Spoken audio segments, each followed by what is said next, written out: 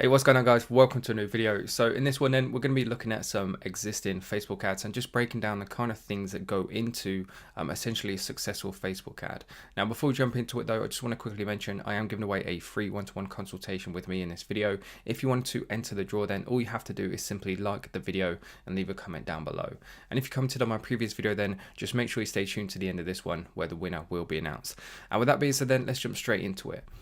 So it's kind of what I want to do then, the whole idea of this video is to kind of change your way of thinking when it comes to designing and producing your Facebook ads, because I think a lot of people approach it in the wrong direction, and unless you get kind of like the fundamentals and your base correct, then you're setting yourself up to fail. When you build a house, the foundations have to be perfect, otherwise the house is going to fall over at some point. And I kind of want to use that as a metaphor because it kind of applies to when it comes to Facebook ads. So we're going to go right back to the beginning then, and we have to establish essentially what our goal is. So starting from the beginning then, our goal is obviously to make money with Facebook ads, and the way we do that then is by people actually buying our product. So the question we have to ask ourselves then is, how do we get people to buy our product? And the only way to do that then is to show our ad to people. So essentially our goal with our Facebook ad is to show our product to as many people as possible, because if a huge amount of people see the product, as long as it's a quality audience as well, then of course people will always buy it. So when it comes to designing your ads, then you have to look at it in two ways. Number one, your ad has to create a want for your product so people do actually buy it. If there's no want for it, then obviously people aren't going to buy it. It doesn't matter how many people show it for you, how many people you show it to, you still have to create that want or that need within your customer. And then the second thing, you have to make people want to share your product as well. As the costs of Facebook ads go up, then your CPMs are also going to go up, which means you're going to get less bang for your buck. Less people today are going to see your product than they will have a year ago. So what you have to do is you have to take advantage of social media and create an ad that people want to engage with and share, because every time somebody engages and shares, it's going to look good to Facebook. Facebook are going to lower your CPMs because ultimately they want to create a good experience for their users, and you're going to reach more people, which is the second then key ingredient to a successful ad, because the more people you can reach and the more of a want and need you create within your audience, then it's just going to increase your chances. So to kind of break that down then, it says here, the message is not "this is my product." So when you create your ad, the message that you put across, you don't just want to be saying "this is my product" and talking about yourself. So this is my product, this is what it does. What you want to do is, you don't even necessarily have to tell people to buy it. You can just say, this is what it can do, and actually demonstrate what it does to people, because that is the number one thing then that's going to resonate with your audience. So I've got some ads which we're going to go through in a second, but if you can actually demonstrate the product and show them what it can do for them, as long as it's relevant to the audience as well, so you've got good targeting, then it's going to accomplish those two things. It's going to make people want to buy it because it does something for them that's relevant for them, whether that's solve a problem, make them look fashionable, whatever it is. And that's actually the easiest thing to do. The hardest thing to do then is to create an ad that people want to share.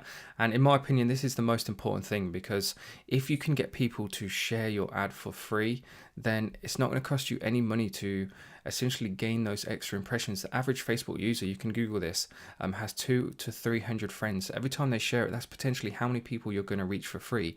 And if you base, there is no such thing as an average CPM, but if you say it's about £20 or $20 CPM, if you can get 10 people to share it, then you're going to reach 2,000 to 3,000 people, which is going to save you anywhere between kind of like $40 to $60. So that really is the power then of creating an ad that has viral capabilities that people essentially want to engage with and share with their friends. And then the keys to a successful ad then. So there's the emotional aspect. This strikes an emotion within the viewer. So when they see your ad, they feel some kind of emotion, and this is what leads people on to essentially want to share it with their friends. When people feel something that either like gives them joy or something, people will always tag their friends in it. If you think about any viral post, then it's usually something that has an emotion on the viewer. So that could be joy or shock, or it could literally be anything. And this leads them to share it then, obviously, and then that leads to viral potential. That should always be your goal. If you can get your ad to go viral, then you can switch off all your ads, and simply by people sharing it, like a domino effect, will be enough to just push it around the internet without having to pay for it. And number two then, which is the easiest thing to do, is to create a need and actually solve a problem. And this leads your viewer to actually buy the product. So this is what will convince your customer to buy it But then the second thing, in my opinion, the most important thing is the emotional aspect, which leads people to share it. Because the more you can increase your reach, the more people are going to see your ad, and obviously the more chance you have of making even more sales. But going back to the need aspect, then it solves the problem. This leads the viewer to actually buy it, and to do that, then you actually have to demonstrate your product. So you have to demonstrate it in a way that strikes an emotion within your customer, and that is the key, as it says here, to combine these two triggers. They are the two main ingredients into a successful ad.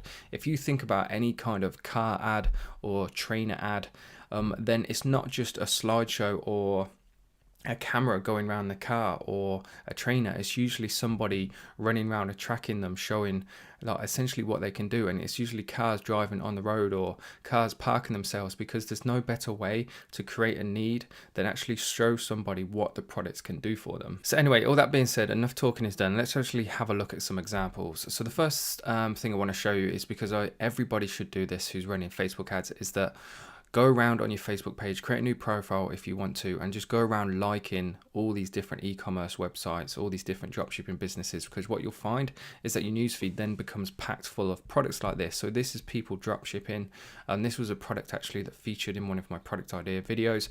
And if you if you see one that you like that has really good engagement, etc., click on these three dots and just click save video. It will save it to your collections, and then that way, if you ever need some inspiration or you want to compare some ads, then it will put it in this list here. So I'll just open this link to show you.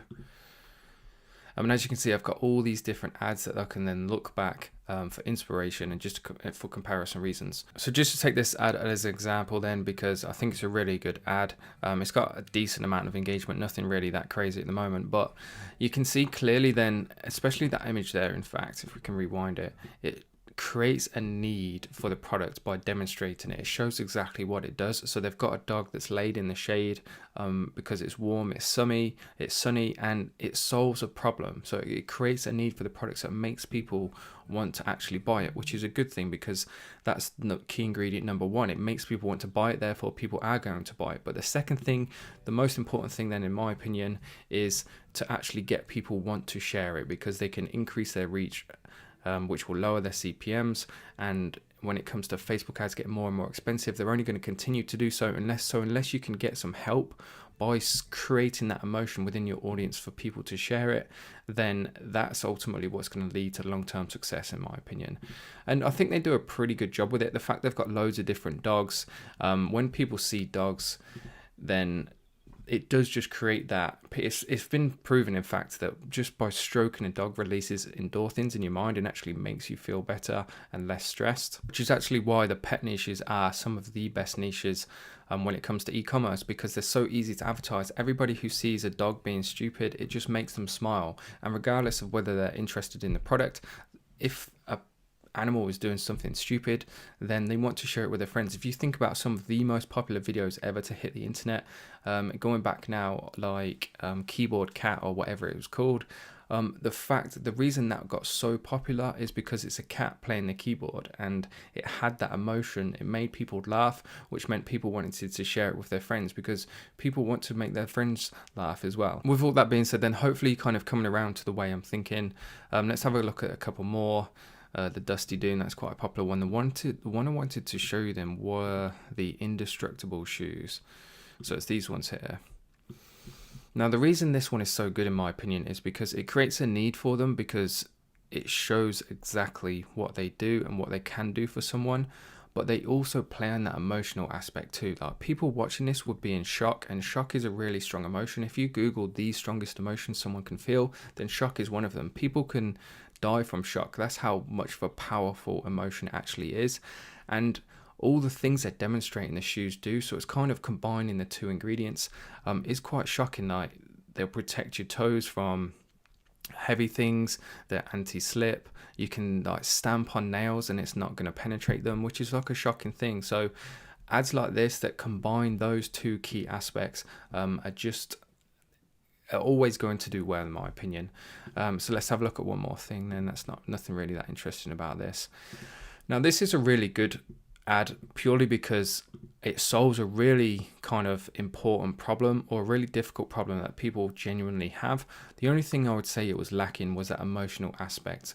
I guess there's kind of like that sense of shock that it works so well and it can make moving furniture, etc., so easy. However, whenever it comes to furniture, I don't think furniture is a very passionable niche, and therefore in terms of getting that organic reach and the viral capabilities, and I think they're going to struggle. I don't want you to think then and come away from this video thinking unless I make someone laugh, then I'm not going to do very well with Facebook ads, because that's not the case. You can do very well as long as you create that need for people to buy your product, then you can do well. But what I'm saying is that if you want to maximize and take advantage of the fact that we're advertising on a social media platform, then by encompassing that second key ingredient, which is making people feel some sort of emotion with your ad, then I think you're going to get even better results.